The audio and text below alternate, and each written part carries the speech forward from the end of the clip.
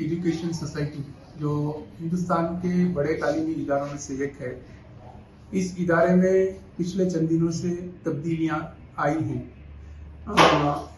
चंद माह कबल ही एक नौजवान उमर इस्माइल खान जो बानी अल-अमीन तहरीक डॉक्टर मुमताज़ अहमद खान के फर्जंद हैं, इन्होंने इस इदारे की चेयरमैनशिप संभाली और चंद ही हफ्तों कबल एक और नौजवान जुबैर अनवर ने इस इदारे के एजाजी सेक्रेटरी का ओहदा संभाला। अब इन दो नौजवानों की रहनुमाई के लिए इन इदारों से वाबस्ता तवील मुद्दत तक रहकर डॉक्टर मुमताज़ अहमद खान साहब के साथ तजुर्बा रखने वाली एक शख्सियत डॉक्टर अहमद शरीफ सिराज इस इदारे के वाइस चेयरमैन मुंतखब हुए हैं।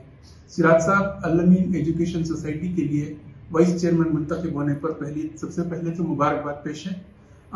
बताइए आप इस ओहदे को किस तरह निभाएंगे? अस्सलाम वालेकुम, बिस्मिल्लाहिर्रहमानिर्रहीम।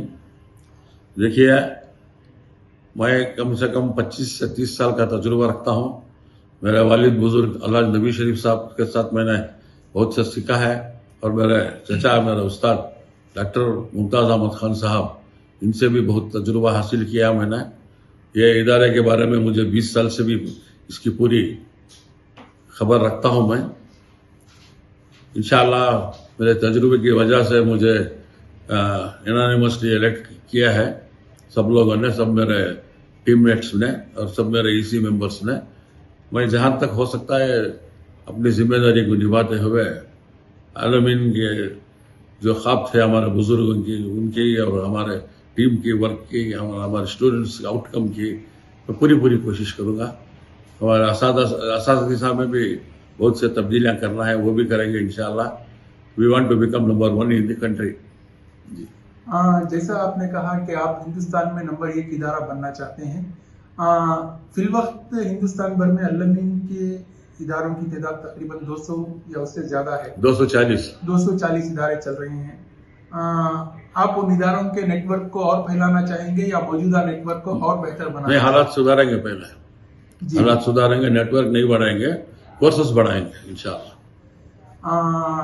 सिराज अहमद साहब, अल-अमीन इदारों में पिछले चंद दिनों से जो है स्टूडेंट्स का इनटेक जो है सुनने में आया है कि कम हुआ है।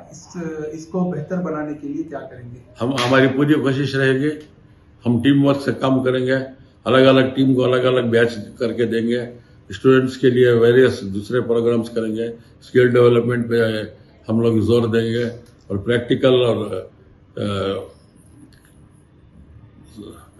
और थियरी में दोनों में हम ये करेंगे, एक्स्ट्रा क्लासेस लेंगे बच्चों को, समझ गए आप? वेरियस स्कीम्स हैं, उसका हम पूरा फायदा उठाएंगे। गवर्नमेंट भी बहुत नए स्कीम्स देके है, इस पर भी हम गौर करेंगे इंशाल्लाह। जहाँ तक स्कीमों का ये तो आपका माइनॉरिटी इंस्टीट्यूशन है, हाँ, उसके लिए रियासती हुकूमत और मरकजी हुकूमत की तरफ से बहुत सारी स्कीमें मौजूद हैं।